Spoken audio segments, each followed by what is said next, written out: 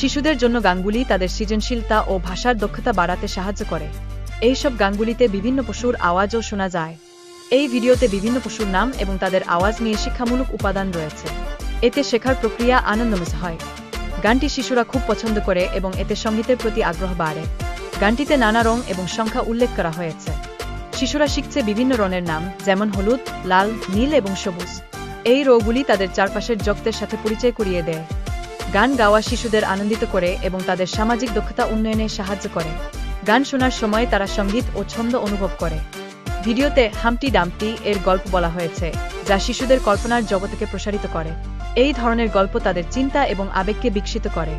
Humpty ডাম্পটির গল্প শিশুদের জন্য একটি জনপ্রিয় রূপকথা, যা পতনের মাধ্যমে জীবনের কঠিন মুহূর্তগুলি বোঝায়।